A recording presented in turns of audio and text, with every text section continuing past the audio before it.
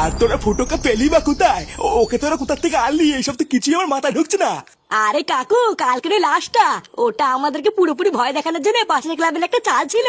কালকে যখন প্রথমে লাশটা আমি উঠোনে পড়ে থাকতে দেখলাম, আমি তো ভেবেই নিয়েছিলাম ওটাই আমাদের ফুটো।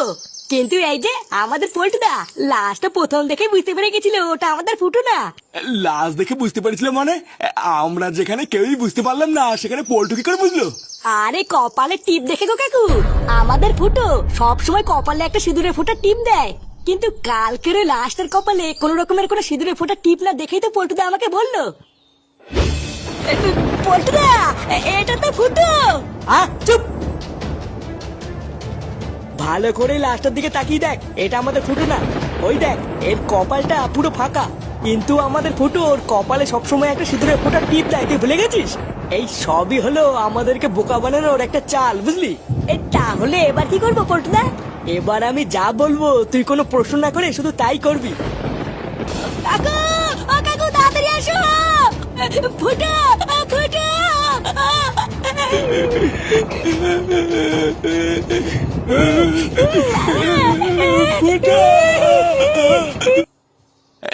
কি বলছিস কি? তারপর তারপর কি হলো? তারপরে তো শুরু হলো আসল খেলা গো। হঠাৎই পুরনো কারখানা কেন নিয়ে আসলে পল্টুদা? আমার যতদূর মনে হচ্ছে ফুটোকে এই কারখানাতে কোথাও আটকে রেখেছে। খুব ভালো করে মন দিয়ে আশেপাশটা খুঁজে দেখ, এটাই হচ্ছে ওদের ডেরা। পেলে ফুটোকে আমরা এখানেই পাবো। আচ্ছা পল্টুদা, আমি দেখছি।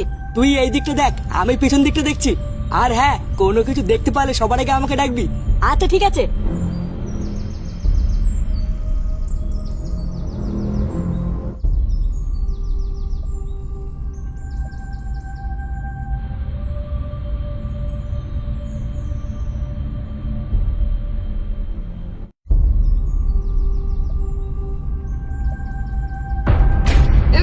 ফুটো,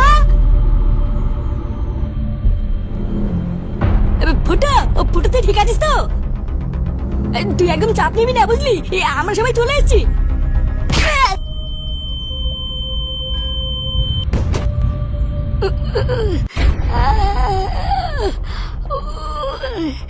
শালা বোকাচুদা, এতদিন শুনেছি কান টালে নাকি মাথা আসে, আর আজকে দেখছি সত্যি তাই হয়েছে।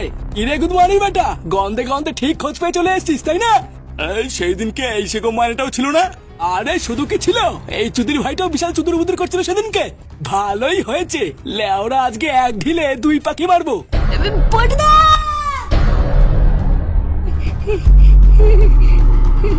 ধর শান্তি ছেলেকে ধর।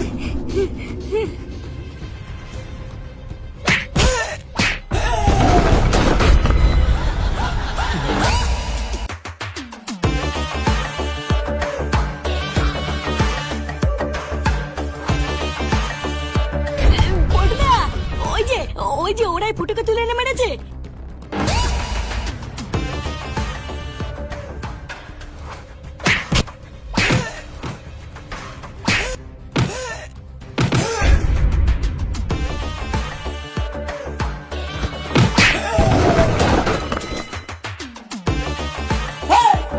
কেনে বাড়া তুই?